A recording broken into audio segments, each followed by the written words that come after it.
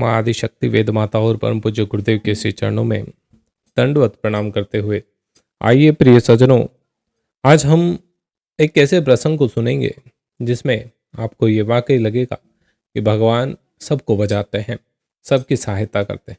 लेकिन दरअसल जब हम अपने कर्मों की सजा भुगतते हैं, कर्मों का फल पाते हैं, तो हमें ऐसा लगता है कि भगवान हमारे साथ निर्दयी हो गए। भगवान किसी के साथ निर्दयी नहीं होते।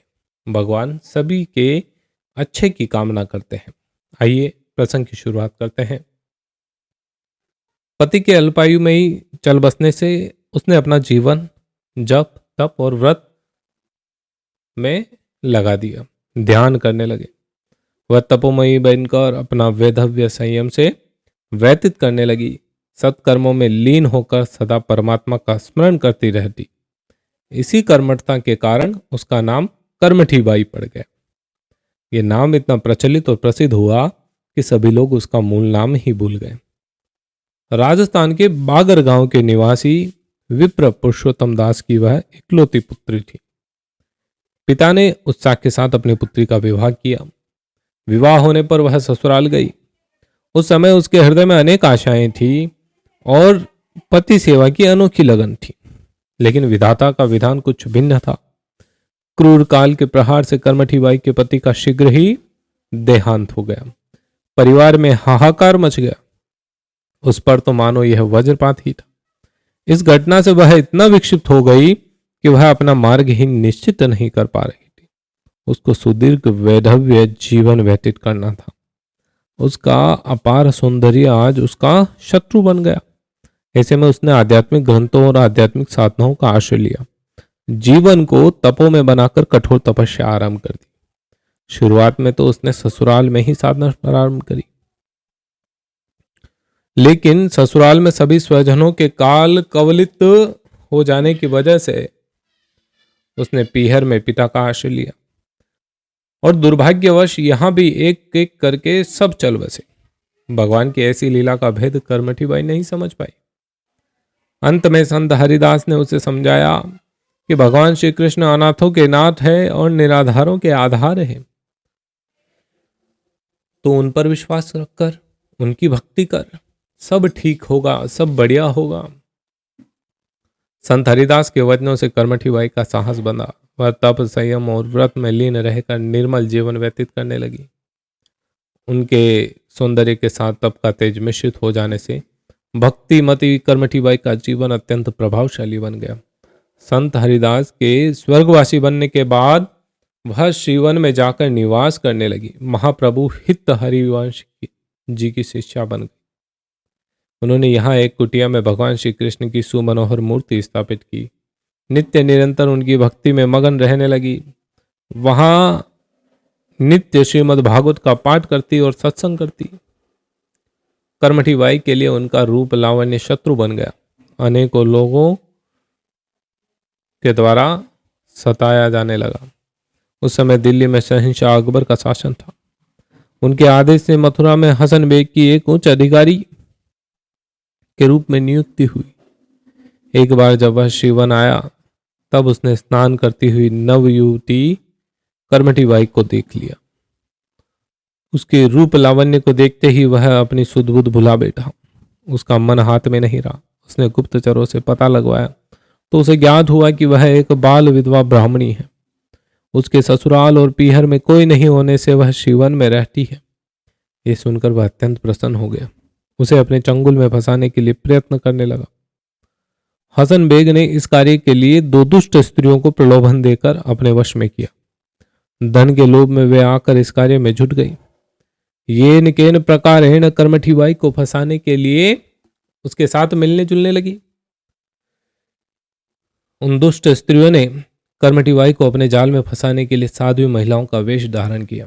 वे दोनों उनके निवास स्थान पर आई। हाथ जोड़कर उन दोनों ने जय श्री कृष्ण कहकर कर्मठी बाई का अभिवादन किया। कर्मठी बाई जो थी एक सात्विक नारी थी।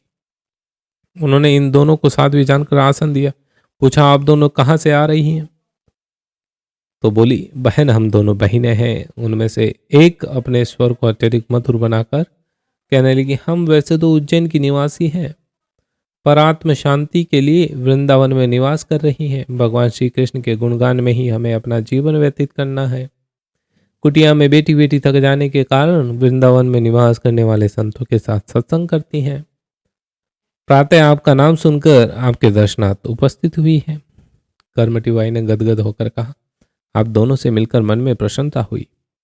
जब जब समय मिले तब तब आप दोनों आती रहना। आपके सत्संग से मुझे भी आनंद आएगा। इस तरह कर्मठी बाई के साथ इनकी घनिष्ठता हो गई। एक दिन वे दोनों तनिक विलंब से आई।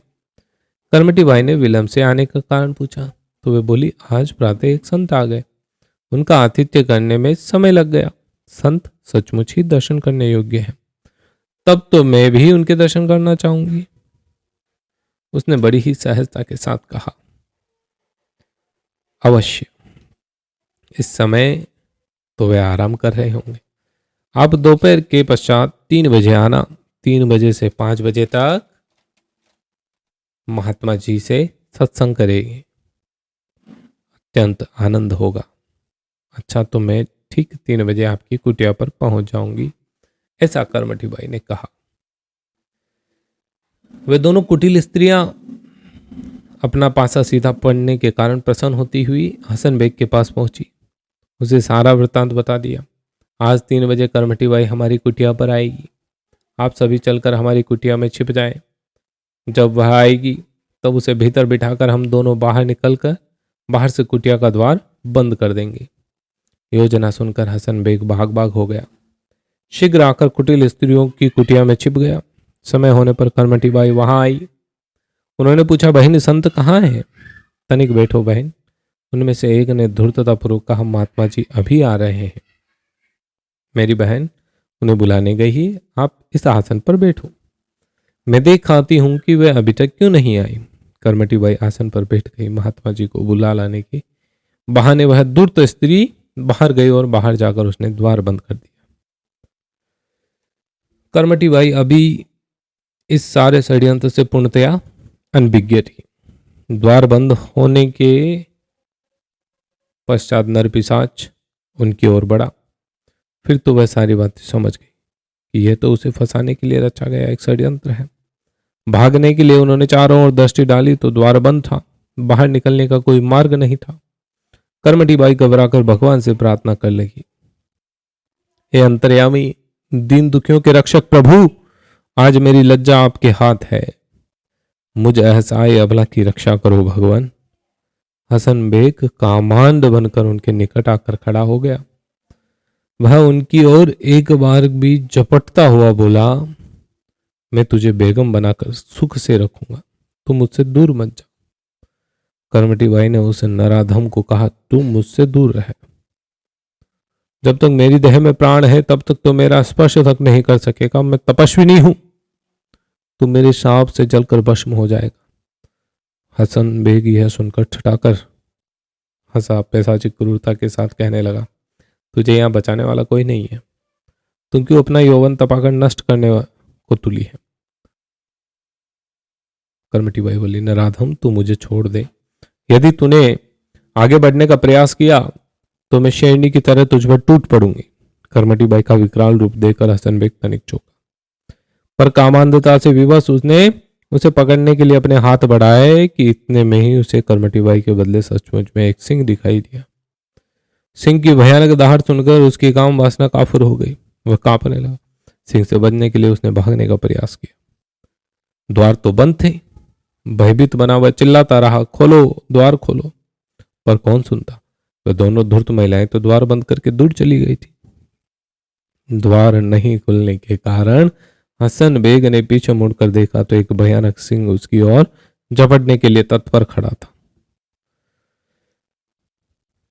शेर को अपनी ओर झपटने की मुद्रा में देखकर हसन बेग अचेत हो गया। कुछ समय के बाद वह दोनों धूर्त महिलाएं कुटिया के समीप आए। उन्होंने द्वार खोला तो हसन बेग को भीतर से अचेत पड़ा देखा। वहां कर्मठी बाई दिखाई नहीं दी। कुछ क्षणों के बाद हसन बेग होश में आया। उसने भयभीत नजर से चारों ओर देखा। दुष्ट महिलाओं से कहा, मुझे यहां से दूर ले जाओ, अन्यथा शेर मुझे चीर कर खा जाएगा। हसन बेग ने कांपते हुए सारा वृत्तांत उन्हें सुनाया। कर्मठी बाई तो अपने भजन में व्यस्त थी। उसने किसी से बदला लेने की भावना नहीं रखी। हसन बेग अपने किए पर पश्चाताप करता हुआ उनके पास आया और क्षमा याचना करने लगा। उदार हृदय कर्मठी बाई ने उसे क्षमा कर दिया और कहा, आज तक भगवान ने किसी भक्त की लाज नहीं जाने दी। ये भला मेरी लाज भंग होती हुई कैसे देख सकते थे? भगवान अपने भक्तों को अनेक रूपों में बचाते हैं, कोई उन्हें पुकार करके तो देखे। हसन बेग ने प्रायश्चित करते हुए अपार धनराशि उन्हें अर्पित कर दी, पर उस धनराशि को उन्होंने नहीं ग्रहण किया, बल्कि संतों की सेवा में खर्च करने का निर्देश दे दिया। कहा, भक्त का सर्वस्व तो उसके भगवान ही होते, उसे धन अथवा यश से क्या प्रयोजन, क्या प्रलोभन। संत के लिए ये कोई मायने नहीं रखता। सज्जनों, उम्मीद करूंगा कि ये छोटा सा प्रसंग आपको बहुत अच्छा लगा होगा। प्रसंग यदि अच्छा लग रहा है, प्रयास अच्छा लग रहा है, ऐसे प्रसंगों को यदि आप और सुनना चाहते हैं तो अखंड ज्योति यूट्यूब चैनल को जरूर सब्सक्राइब करें और ज़्यादा से ज़्यादा इसे शेयर करिएगा। जय श्री राम।